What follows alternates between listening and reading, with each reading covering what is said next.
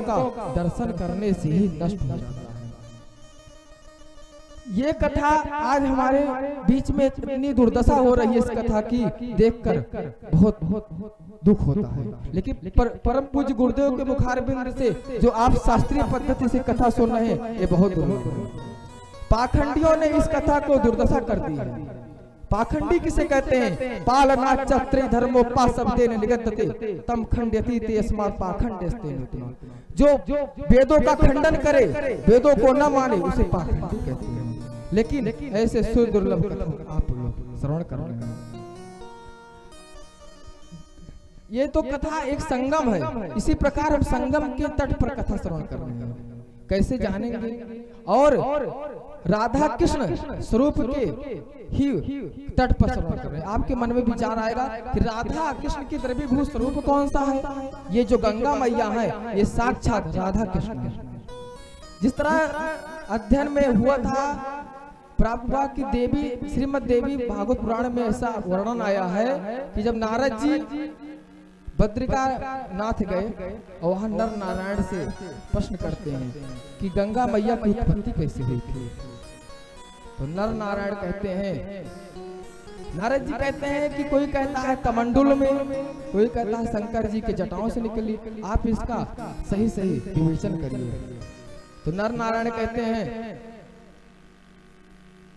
गोलोक धाम में सृष्टिकर्ता ब्रह्मा जी पधारे, शंकर जी पधारे, माता सरस्वती पधारी, विष्णु भगवान पधारे। सब भगवान की दिव्य लीला दर्शन करने के लिए गए। जैसे आप लोग रास लीला का प्रसंग श्रवण कर रहे हैं, इसी तरह ऐसे वहां दर्शन करने के लिए पधारे।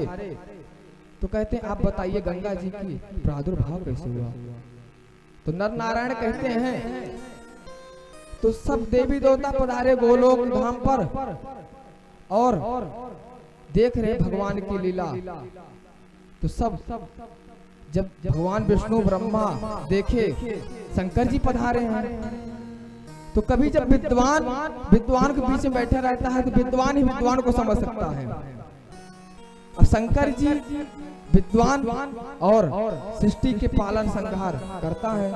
तो कहते हैं आप कुछ श्रवण कराइए। विद्वान एवं विजानाति विद्वत जन परिश्रम नहीं बंधा विजानाति गुरबी प्रसव वेदनम। विद्वान ही विद्वान को समझ सकता है। जिस तरह एक बांझ औरत एक कुर्बी प्रसव की वेदना नहीं समझ सकती, पुत्र की वेदना नहीं समझ सकती है, ठीक उसी प्रकार से विद्वान विद्वान की समझ सकता है। तो ब्रह्मा जी कहते हैं कि आप कुछ करिए।